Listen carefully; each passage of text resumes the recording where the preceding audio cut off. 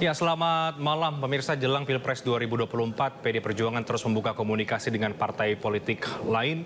Ada sejumlah pertemuan yang dilakukan oleh Puan Maharani dalam beberapa waktu terakhir, dan juga ada pertemuan antara Pak Ganjar dengan Muhaimin Iskandar. Malam hari ini kita akan membahas secara menyeluruh bagaimana kemudian PD Perjuangan menyiapkan langkah demi langkah untuk memenangkan Ganjar di Pilpres 2024. Yang hari ini juga kita memotret hasil lembaga survei menyatakan ada rebound yang positif dari survei Ganjar Pranowo. Bersama dengan saya Reinhard Sirait, Anda menyaksikan Talk Politics with Reinhard.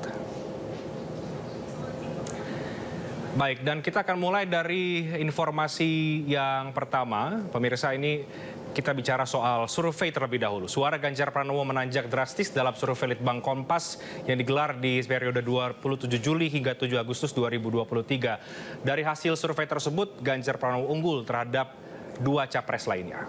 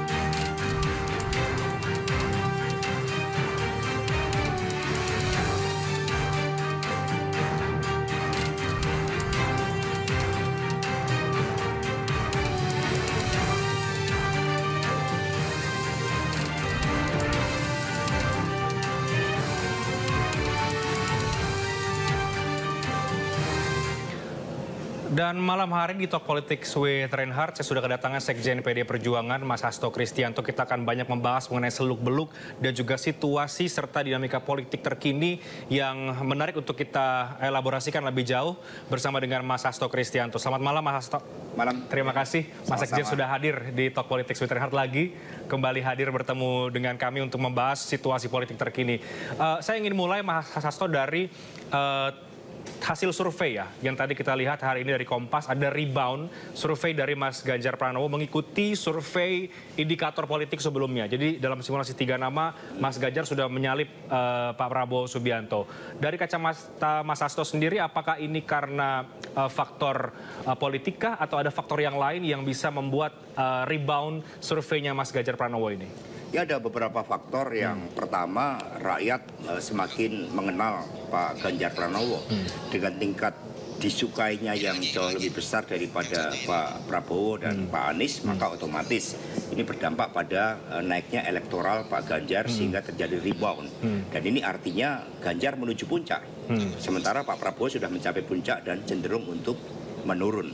Yang kedua, ini juga menunjukkan bagaimana kerja partai PD Perjuangan, P3, Perindo, Hanura bersama dengan komponen relawan ini saling melengkapi dan kemudian masing-masing memiliki suatu ruang garap yang memberikan kontribusi yang sangat positif, apalagi mulai bulan Juli Agustus begitu banyak deklarasi dukungan yang diberikan kepada Pak Ganjar Pranowo, baik dari kalangan akademisi, kemudian dari kalangan buruh, dari kalangan pedagang UMKM, wira swasta, mahasiswa. Ini memberikan suatu dampak yang positif bagi kenaikan elektoral dari Pak Ganjar Pranowo. Yang ketiga, jangan dilupakan bahwa di dalam Pilpres, karakter kepemimpinan, moralitas calon itu menjadi sangat penting. Dari berbagai survei menunjukkan bagaimana Pak Ganjar Pranowo karakternya sebagai sosok yang memiliki pengalaman yang lengkap. Keluarganya, keluarga sakinah, istrinya juga berasal dari Nahdlatul Ulama, anak kiai besar, anaknya Mas Alam itu juga menjadi representasi dari gerakan anak-anak muda, apalagi prestasi juga dari Mas Alam ya sejak kecil itu di dalam dunia pendidikan sangat membanggakan.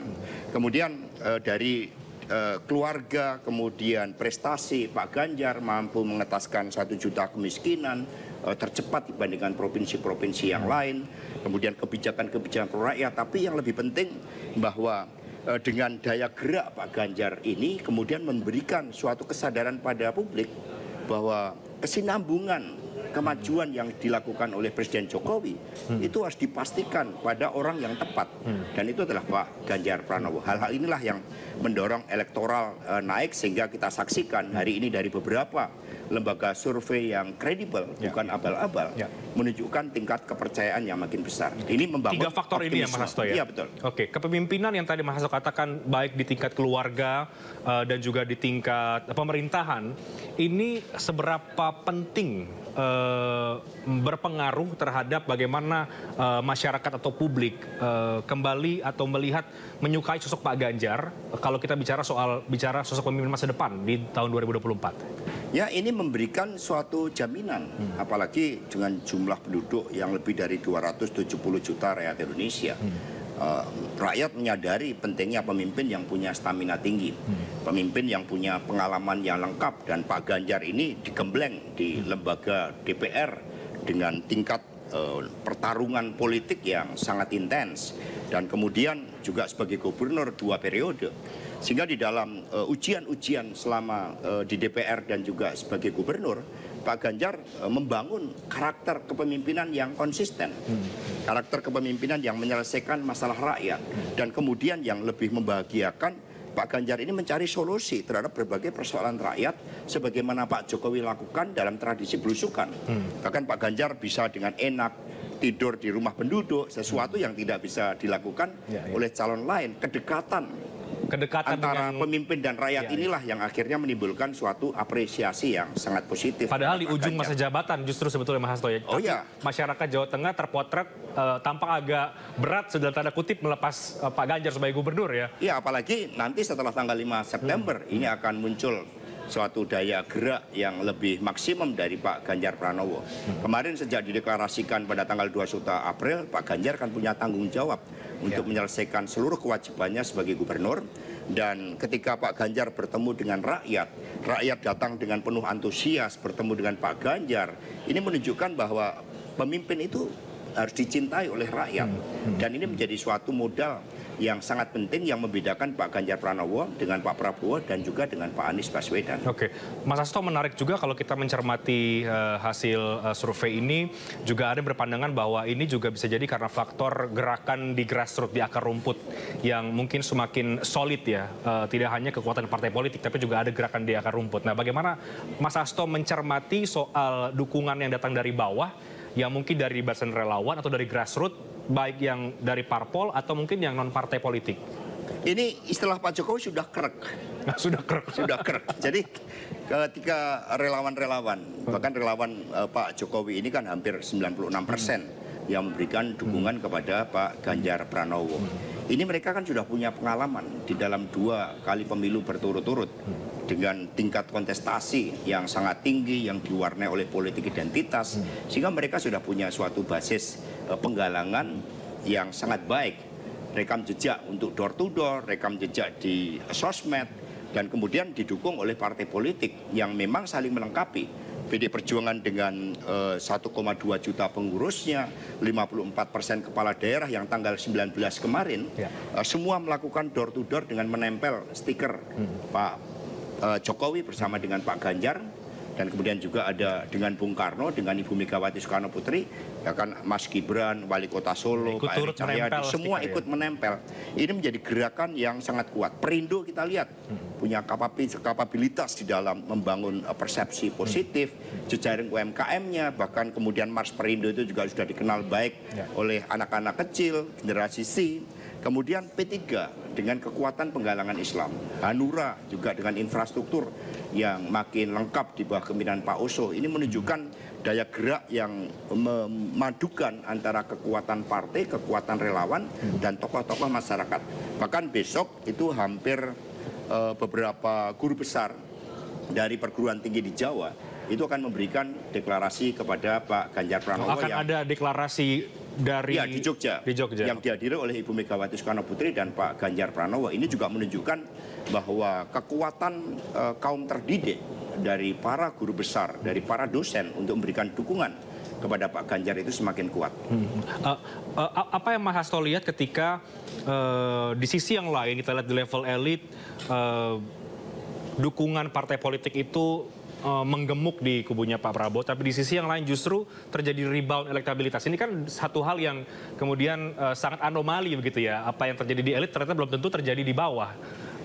Fenomena apa yang Mas Hasto cermati dari sekali lagi kalau kita bicara soal surveinya Mas Ganjar? Yang pertama masyarakat melihat, apalagi dengan tradisi kita gotong royong, ketika melihat Pak Ganjar dikeroyok, apalagi untuk mengeroyok itu menggunakan simbol di suatu museum yang seharusnya tidak boleh dipakai untuk kegiatan deklarasi. Artinya deklarasi di museum itu yang dilakukan oleh Pak Prabowo itu kan menunjukkan suatu ambisi kekuasaan yang begitu besar. Ini malah menciptakan suatu arus balik. Sehingga rakyat berempati kepada Pak Ganjar Pranowo, kenapa harus dikeroyok dengan cara seperti itu. Memunculkan suatu solidaritas sosial dari masyarakat termasuk dari kalangan guru besar yang ingin memberikan dukungan kepada Pak Ganjar Pranowo. Sehingga ini akan semakin melengkapi segmentasi dari pemilih Pak Ganjar yang sebelumnya kuat di ibu-ibu, kuat di basis menengah ke bawah, kemudian ditambah dengan kaum terdidik yang mendukung Pak Ganjar. Ini akan semakin melengkapi segmen pemilih dari Pak Ganjar. Dengan demikian, dengan terjadinya rebound, maka ini menciptakan suatu optimisme bagi seluruh pendukung Pak Ganjar untuk bekerja lebih keras lagi. Jadi rebound ini maknanya bagi para pendukung adalah optimisme ya, optimisme untuk semakin bergerak. Optimisme dan momentum. Dan momentum. Sebagai sebuah momentum, dan bagi kami terus melakukan evaluasi. Kita melihat kekurangan-kekurangan yang terjadi pada bulan April setelah deklarasi sampai hari ini, dan momentum inilah yang kemudian menyatukan seluruh gerakan untuk turun ke bawah. Apa evaluasi yang mungkin bisa dibagikan kepada publik, Mas Hasto, dari momentum deklarasi sampai sekarang dan terjadi rebound? Paling tidak kan tentu partai-partai politik kan punya catatan ya terhadap bagaimana dinamika politik terkini. Apa yang kira-kira menjadi evaluasi soal itu? Ya, publik memang ingin segera mendorong Pak Ganjar untuk menyampaikan suatu gagasannya bagi Indonesia Raya, bagi masa depan. Ini semua memang ada tahapannya. Yang pertama kali Pak Ganjar gerak cepat keliling seluruh Indonesia, menyerap aspirasi rakyat, kemudian dikontemplasikan, berdiskusi dengan para ahli, dan kemudian dipaparkan. Maka sekarang Pak Ganjar dalam posisi yang paling siap untuk melakukan debat dengan calon presiden yang lain. Ini menurut saya merupakan hal yang sangat bagus. Setelah keliling Indonesia, maka tiba saatnya untuk dilakukan debat antar calon di perguruan tinggi, dan Pak Ganjar memiliki pengalaman yang cukup. Dan sangat siap untuk menghadapi itu. Kan karena sekarang kan siap. Bagi pandangan-pandangan kritis kan menekankan ya Mas Hasto paling tidak kapan capres-capres ini menunjukkan gagasannya, termasuk juga bagi Pak Ganjar Pranowo. Artinya memang tahapannya sekarang menyerap aspirasi, baru berikutnya adalah menyampaikan gagasan itu. Ya kan bagaimanapun juga Pak Ganjar kan masih juga sebagai gubernur. Tanggung jawab gubernur itu kan harus dipenuhi sebaik-baiknya kepada rakyat. Pak Ganjar tidak ingin dipersepsikan sebagai sosok pemimpin yang melupakan mandatnya. Maka mandat utama sebagai gubernur inilah yang dijalankan. Dan kemudian dengan momentum rebound ini, maka tahap selanjutnya adalah menyampaikan suatu gagasan-gagasan tentang bagaimana menyelesaikan masalah rakyat, tentang bagaimana bergerak cepat melanjutkan kepemimpinan Pak Jokowi, dan kemudian juga berbicara tentang bagaimana Pak Ganjar kepemimpinannya itu mampu membangun kepemimpinan Indonesia termasuk juga bagi dunia. Karena berbagai tantangan sudah diberikan oleh Presiden Jokowi. Termasuk di dalam pidato Presiden Jokowi di MPR kemarin, Pak Jokowi menyebutkan berbagai peluang-peluang yang kita pegang untuk masa depan. Misalnya bagaimana kita menjadi kekuatan perekonomian terbesar kelima di dunia. Inilah yang kemudian harus dijawab oleh Pak Ganjar Pranowo setelah beliau menyelesaikan tugasnya sebagai gubernur. Ya, purna tugas nanti di 5 September ya, kalau saya tidak salah. Artinya setelah itu Pak Ganjar akan semakin total menuju ke tahun 2024 karena sudah selesai mengemban tugas, artinya sudah banyak rencana yang akan dilakukan untuk menuju ke tahun 2024. Semakin total dan betul-betul menampilkan jati dirinya sebagai seorang pemimpin. Karena tanggung jawab di Jawa Tengah sudah dapat dijalankan dengan baik, dan kemudian rakyat mengantarkan Pak Ganjar Pranowo di dalam penugasan-penugasan yang lebih memerlukan tanggung jawab bagi seorang pemimpin untuk menjadi Presiden Republik Indonesia yang ke-8, semua bergerak. Tetapi bagi tim kampanye, kami terus melakukan kritik otokritik. Kami melihat ke dalam, karena apapun untuk menjadi seorang Presiden Republik Indonesia, itu harus betul-betul disertai suatu niatan yang jernih. Bahwa apa yang dilakukan oleh Pak Ganjar Pranowo itu murni sebagai dedication of life bagi bangsa dan negara. Jadi di situ berbagai bentuk ambisi-ambisi kekuasaan itu harus diganti menjadi suatu niatan yang tulus, pengabdian, bagaimana mendorong agar berbagai tantangan yang diberikan oleh Presiden Jokowi 13 tahun harus mampu memanfaatkan bonus demografi untuk mengalami loncatan kemajuan. Ini yang benar-benar dipikirkan oleh Pak Ganjar Pranowo. Oke, Mas Hasto, masih terkait dengan survei. Kalau kita membuka lagi surveinya Kompas, ada keunggulan Pak Ganjar memang di Pulau Jawa.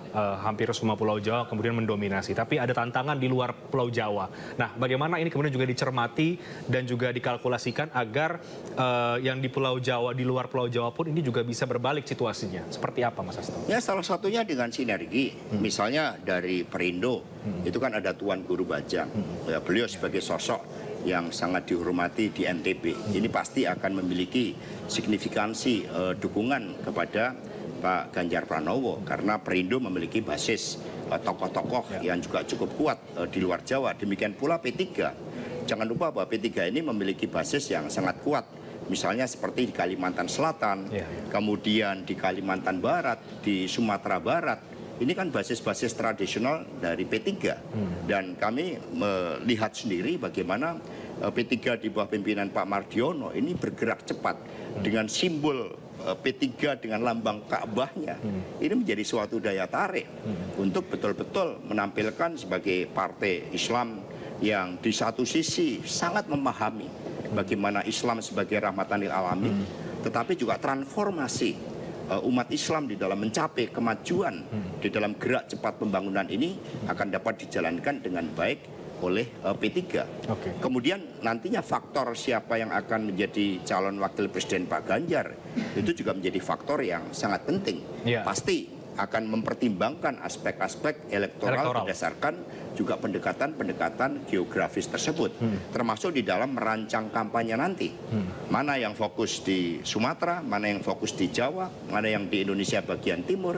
Ini akan dilakukan pembagian tugas yang baik. Oke, Mas, tidak lengkap kalau kita tidak membahas bagaimana dinamika peta koalisi saat ini ya. Meskipun sudah terbentuk ada koalisi yang menambah bagi Pak Prabowo Subianto, tapi di sisi yang lain kita melihat bahwa pergerakan Mbak Puan pun juga menunjukkan ada bukan lagi sebagai bukan lagi sesuatu yang eksklusif begitu ya, menjadi lebih terbuka, bertemu dengan Pak Luhut. Ada juga pertemuan Pak Ganjar dengan Gus Muhaimin. Nah, apa yang tengah terjadi sebetulnya soal pertemuan-pertemuan terakhir ini kalau bicara soal bagaimana pemenangan dan juga penambahan kekuatan bagi Mas Ganjar Pranowo, Mas. Tapi kita jawabnya nanti di segmen berikutnya setelah jeda. Kami akan segera kembali sesaat lagi.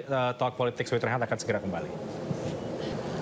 Ya, bakal calon Presiden Ganjar Pranowo bertemu dengan Ketua Umum PKB Muhaimin Iskandar atau Caimin di Jakarta pada Jumat lalu. Dalam pertemuan, Ganjar memberikan hadiah untuk Caimin sepasang lovebird.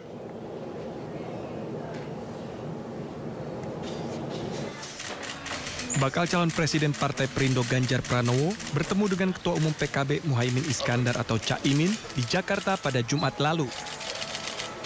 Dalam pertemuan, Ganjar memberikan hadiah untuk Caimin sepasang lovebird. Pertemuan ini berlangsung santai dan rileks namun mendalam ketika berbicara tentang dinamika politik nasional serta arah bagi masa depan bangsa dan negara.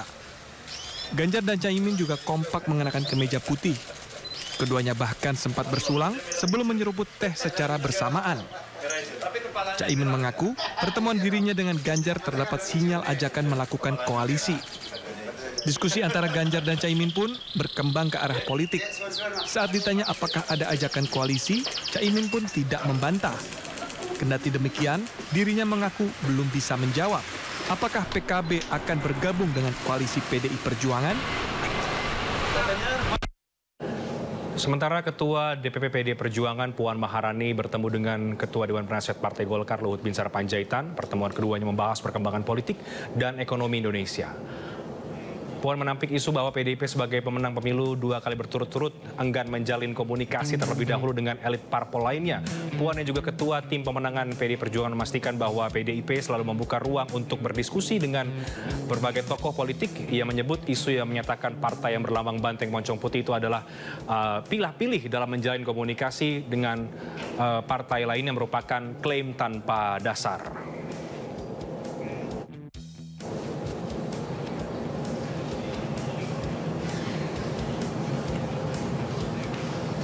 Ya, saya akan elaborasikan lagi dengan Mas Hasto Kristianto, Sekjen PD Perjuangan. Saya ingin memulai dari pertemuan antara Mbak Puan dan juga Pak Luhut yang tadi membantah, kata Mbak Puan, bahwa PD Perjuangan itu pilih-pilih, eksklusif dan lain sebagainya. Ini menunjukkan inklusivitas.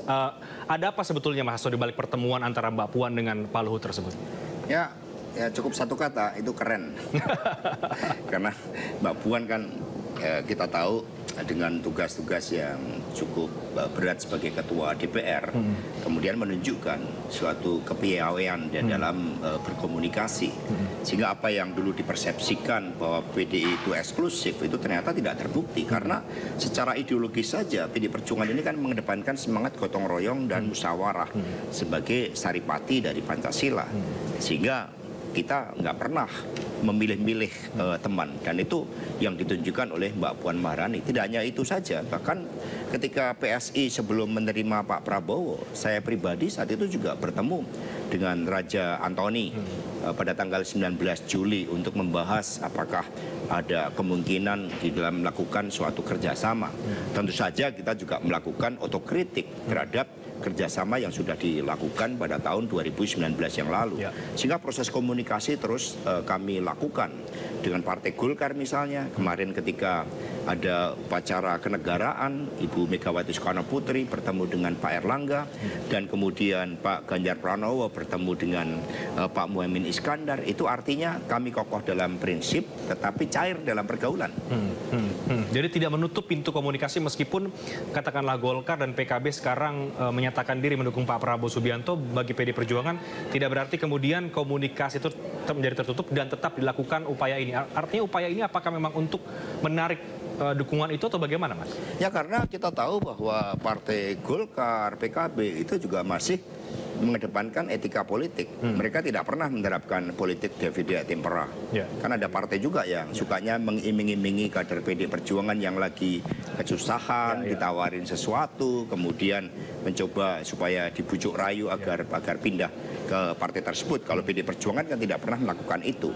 Sehingga ketika sama-sama menjaga etika politiknya, pasti kami dengan terbuka, dengan senang hati untuk melakukan komunikasi politik. Karena pada dasarnya salah satu fungsi yang sangat penting bagi partai politik melakukan komunikasi politik, termasuk dengan pihak-pihak yang secara ideologis pun berbeda. Nah, dengan pertemuan dengan Pak Luhut, mungkin banyak publik yang belum mengetahui apa kemudian hasilnya, apakah memang itu masih sebatas membuka komunikasi saja atau sudah ada kesepakatan tertentu, karena posisi Pak Luhut ini kan juga cukup menarik ya, Mas Hasto. Tidak hanya Menko-nya Pak Jokowi, tapi juga elit senior di Partai Golkar. Tentu banyak spekulasi yang berkembang bahwa ini terkait juga dengan mendukung di Pilpres 2024. Ya, kalau dengan Pak Luhut kan sejarahnya cukup panjang. Tidak hanya pada pemilu 2014 kita bersama-sama beliau membentuk relawan Bravo 5, tetapi di dalam roda jalannya pemerintahan pun kami mengadakan multi approach, multi level of communication dengan Pak Luhut. Misalnya Pak Oli Dondo Kambe itu secara periodik bertemu dengan Pak Luhut. Mbak Puan selaku ketua DPR juga secara rutin bertemu dengan Pak Luhut. Demikian pula saya juga melakukan komunikasi. Sehingga ini bukan hal yang baru, hanya saja ada pihak-pihak tertentu yang membangun komunikasi sebagai suatu bentuk attacking kepada PD Perjuangan. Sepertinya kami ini kaku, sepertinya kami ini menutup diri, padahal kami selalu terbuka di dalam melakukan dialog, dan itu ditunjukkan bukan hanya dalam rangka Pilpres. Sebelumnya ketika kami mengawal Presiden Jokowi sejak menjadi gubernur, kemudian menjadi presiden periode pertama, komunikasi politik merupakan hal yang sangat esensial untuk dilakukan oleh seluruh kader partai. Oke, jadi sekali lagi kalaupun kemudian membuka komunikasi dengan partai-partai, katakan ada ada Golkar juga, ada PKB juga, ini memang masih saling menghargai bagaimana posisi masing-masing saat ini. Ya, gitu selama ya, etika politik itu tidak dilanggar. Ya, tapi ketika pagar kedaulatan partai sudah dilanggar, ya artinya ada jarak. Kedaulatan partai yang seperti apa yang menurut Mas Hasto itu penting sehingga kalau itu dilanggar maka membuat jarak? Ya, kita kan sebenarnya sama-sama menghormati bahwa Pilpres ini suatu kontestasi yang biasa terjadi. Sehingga tidak perlulah menggunakan politik divide et impera.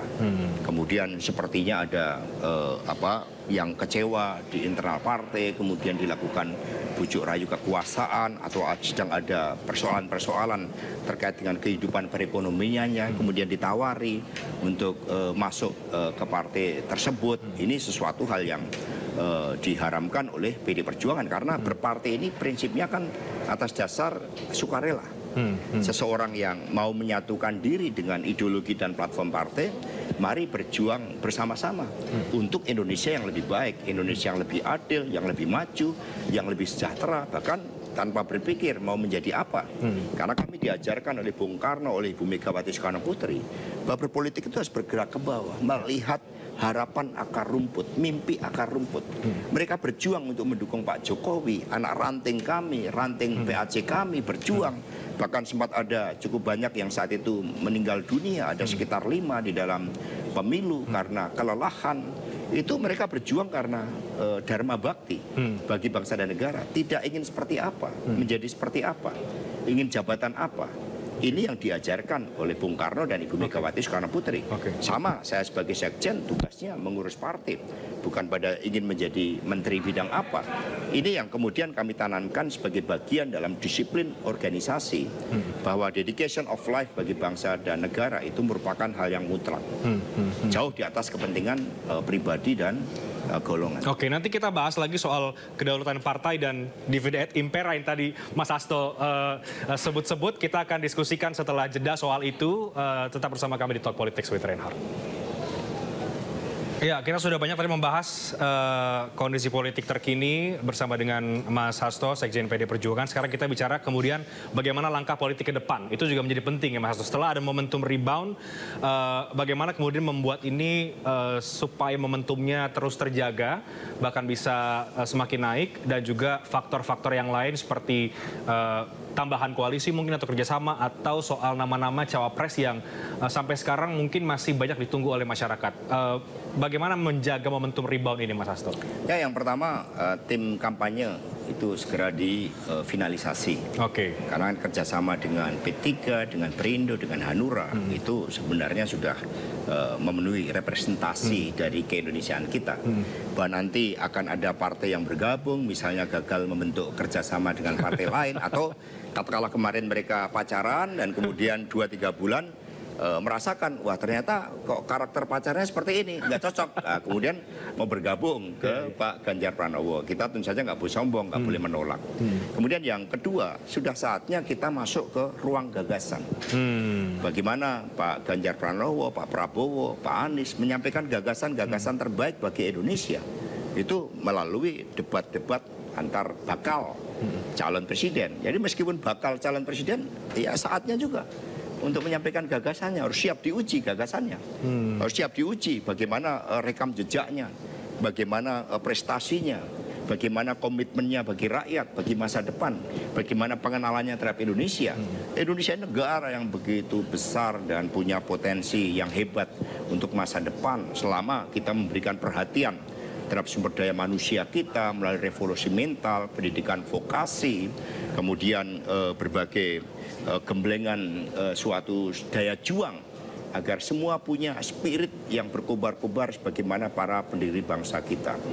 Ya, kemudian yang ketiga tentu saja kerjasama antar partai politik dengan relawan untuk masuk kepada pintu-pintu rakyat, karena watak dari kepemimpinan yang sudah dibangun oleh Bung Karno, Ibu Mega, Pak Jokowi itu adalah belusukan turun ke bawah menyatu dengan rakyat, sehingga Ganjar Pranowo akan menunjukkan kesejatian seorang pemimpin yang menghadirkan kebijakan di pintu-pintu rakyat. Dan ini sangat dimiliki kemampuannya oleh Pak Ganjar Pranowo. Jadi 3 langkah itu yang menurut saya menjadi skala prioritas ke depan, dan tim kampanye ini sangat penting untuk melakukan orkestrasi, mengingat animo dari masyarakat yang membentuk relawan untuk mendukung Pak Ganjar Pranowo ini semakin besar. Pendeknya rebound ini menjadi suatu momentum politik bahwa kepemimpinan Pak Ganjar Pranowo di tengah pengeroyokan yang cukup masif dan berbagai bentuk penghadangan, itu ternyata malah mendapatkan simpati dari rakyat. Dan tim kampanye ini akan terdiri dari berbagai macam unsur ya, tidak hanya kemudian dari parpol saja kah, atau bagaimana Mas Hasto? Bayangan akan karena ini pemilunya serentak, tentu saja ada representasi dari partai, tetapi juga akan mengedepankan tokoh-tokoh non-partai, termasuk sosok-sosok pemimpin yang dinilai sukses oleh basis pemilih terbesar kita, yaitu kaum muda. Karena pemilih di bawah 40 tahun itu kan ada 56,6%. Sehingga tentu saja ketua tim kampanye, kemudian komposisi direktur-direktur di dalam tim kampanye itu merepresentasikan dari segmen-segmen pemilih yang menjadi target penggalangan dari Pak Ganjar Pranowo. Dan itu belum boleh dibocorkan nama-namanya ya, masih rahasia ya? Karena ini nanti akan menciptakan suatu momentum baru yang untuk mempercepat kenaikan elektoral Pak Ganjar. Karena sekali momentum rebound ini terjadi, kemudian kita rancang berbagai momentum lain untuk mendorong pergerakan semakin ke atas, maka ini akan menjadi suatu daya elektoral, daya kemajuan dukungan rakyat kepada Pak Ganjar Pranowo. Apalagi nanti ada momentum pengumuman bakal calon wakil presiden. Sehingga ini dirancang berbagai momentum politik, dan kita juga merancang juga bagaimana gerakan dari Pak Ganjar, dari Ibu Siti Atikoh, kemudian Mas Alam. Mereka punya segmen sendiri-sendiri. Kalau Bu Siti Atikoh ini lari maraton, nggak ada yang bisa ngalahin dari istri-istri calon yang lain, kalau ada istri. Artinya Mas Hasto, momen cawapres pun ini akan bisa mendongkrak momentum lagi ya. Soal nama-nama masih belum berubahkah Mas Hasto, atau ada kemudian perkembangan terbaru dari nama-nama cawapresnya Pak Ganjar Pranowo? Ya, sejauh ini dari nama-nama yang sudah disebut di dalam survei-survei itulah yang mendominasi. Tapi dari pengalaman tahun 2018 ketika Kiai Ma'ruf Amin diumumkan, itu juga sesuatu sosok yang ternyata aspek konsolidator dari seluruh partai-partai politik itu juga menjadi konsideran yang sangat penting. Itu nanti tergantung dialog bersama antara Ketua Umum PDI Perjuangan Ibu Mega, kemudian dengan Pak Mardiono, Pak Haritanu, Pak Oso, dan juga tentu saja dengan Presiden Bapak Jokowi. Dan itu memang belum diputuskan hari ini. Artinya masih akan berkembang sampai ini kan tinggal 1-2 bulan lagi ya Mas untuk ke pendaftaran. Tinggal sedikit lagi waktunya. Ya, sebenarnya masih cukup waktu untuk melakukan kristalisasi terhadap seluruh nominasi bakal calon wakil presiden yang akan mendampingi Pak Ganjar Pranowo. Dan Ibu Mega kan di dalam mengambil keputusan itu kan beliau itu kan juga memohon petunjuk dari Tuhan Yang Maha Kuasa, Allah Subhanahu wa taala, melakukan kontemplasi, kemudian juga melihat aspek-aspek elektoral.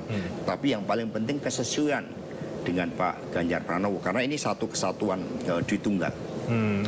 Mas, tadi Mas Hasto juga menyinggung bahwa sambil melihat bagaimana dinamika bekerjasama politik ya, dan kemungkinan mungkin ada dari partai-partai yang sudah membangun kerjasama atau koalisi di kubu yang lain, ini bisa kembali begitu ya, bisa keluar dari koalisi itu. Artinya memang ke depan masih ada peluang besar bahwa kutub-kutub koalisi sekarang ini bisa kemudian bergeser dan mendukung Pak Ganjar Pranowo. Pada prinsipnya kami kan tidak pernah melakukan intervensi kedaulatan partai lain di dalam mengambil keputusan politik. Tapi dengan reboundnya Pak Ganjar Pranowo, masifnya dukungan rakyat dan relawan, itu kemudian membuat orang untuk melakukan kalkulasi ulang. Berpikir kembali ya? Iya, apalagi kerjasama politik itu kan baru betul-betul fix secara legal.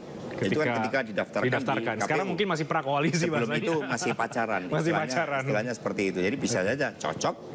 Ya alhamdulillah kita ngucapin selamat. Tapi bisa juga tidak cocok. Itu suatu dinamika politik yang biasa terjadi. Tetapi bagi PDI Perjuangan sekali lagi kami mengedepankan etika politik. Kalau kami bertemu Pak Ganjar dengan Caimin itu dalam rangka komunikasi politik. Meskipun preferensi dari PKB dengan adanya pertemuan dengan Pak Prabowo dan sudah membangun kerjasama dengan Gerindra itu sangat kami hormati. Oke, jadi momentum rebound ini Mas Hasto meyakini bahwa ini bisa membuat kalkulasi yang sekarang bisa berubah ketika nantinya reboundnya Mas Ganjar ini semakin tinggi begitu kira-kira? Iya, tetapi kami juga melakukan kalkulasi yang sama. Kira-kira apa yang dilakukan oleh kerjasama dari partai-partai lain? Apa langkah-langkah strategis yang akan mereka lakukan? Sehingga Pilpres ini merupakan suatu kontestasi strategi. Bukan hanya calon, suatu kontestasi gagasan, suatu kontestasi dukungan. Sehingga pada akhirnya kami meyakini di dalam kontestasi itu karakter pemimpin itulah yang akan menentukan. Moralitas dari pemimpin itulah dan rekam jejak serta kinerja dari pemimpin dan komitmen terhadap masa depan itulah yang akan menentukan siapa yang akan menjadi calon presiden ke depan, dan kami yakini itu adalah Pak Ganjar Pranowo. Dan Pak Ganjar Pranowo sudah siap untuk menghadapi tahapan-tahapan berikutnya sampai kemudian adu gagasan dalam panggung menuju 2024 ini? Sangat siap, apalagi tanggal 5 September ke depan. Meskipun demikian, Pak Ganjar terus-menerus menyerap dari harapan dari rakyat, aspirasi dari rakyat. Karena persoalan pokok kita kan bagaimana memastikan keadilan secara progresif, kemakmuran secara progresif. Maka tagline dari Pak Ganjar Pranowo ini sebagai doktrin penggalangan adalah Ganjar untuk semua. Kemudian sebagai kesinambungan dengan Presiden Jokowi adalah gerak cepat untuk Indonesia maju. Kemudian komitmennya itu fakir miskin dan anak-anak telantar dipelihara oleh negara. Di situ aspek teknologi akan sangat penting, penguasaan pendidikan termasuk mempercepat pendidikan vokasi itu juga akan sangat penting. Karena ibaratnya ini dari teman saya di tokoh di PII, Persatuan Insinyur Indonesia, setelah Pak Jokowi membangun infrastruktur, terjadi konektografi, maka tahap selanjutnya bagi Pak Ganjar adalah menggunakan suatu mobil yang baru, mesin dengan stamina tinggi, tetapi mesin itu betul-betul menyerap bagaimana dari kehendak rakyat dan kemudian bisa melaju dengan cepat. Karena harapan masyarakat bagi Indonesia untuk segera mengalami loncatan kemajuan, pendidikan kita bagaimana bisa lebih hebat dari Singapura, lebih hebat dari Malaysia di dalam berbagai FGD, itu kami temukan. Misalnya kami FGD dengan anak-anak muda, karena mereka 2 tahun itu kemarin pendidikannya dilakukan secara daring, maka mereka sudah terbiasa mengakses internet. Kami sebut sebagai the University of Internet. Nah, ini menciptakan juga gugatan bagi anak-anak muda tersebut ketika mereka melihat ada pihak-pihak yang tidak kompeten di dalam menjawab berbagai persoalan-persoalan. Misalnya ada calon yang taunya hanya persoalan pertahanan. Ketika ditanya Mas Bobi tentang UMKM, dia bingung menjawabnya. Nah, ini menciptakan gugatan-gugatan bagi anak-anak muda terhadap kualifikasi sosok pemimpin yang harus selalu update dengan perkembangan zaman. Oke, menarik Mas Hasto. Jadi kita akan lihat setelah 5 September momentum-momentum apa yang akan tercipta dan tentunya gagasan-gagasan dari para calon termasuk juga dari Pak Ganjar Pranowo yang tadi sudah banyak disampaikan juga oleh Mas Hasto Kristianto. Terima kasih banyak. Sama-sama. Mas Hasto, Sekjen PDI Perjuangan sudah bergabung pada malam hari bersama dengan kami. Kita akan tunggu momentum berikutnya dalam dinamika politik dan juga dalam pencapresan Pak Ganjar Pranowo. Terima kasih banyak Mas Hasto Kristianto. Terima kasih. Demikian Talk Politics with Reinhardt malam hari ini. Saya Reinhard Sirait pamit. Terima kasih. Sampai jumpa.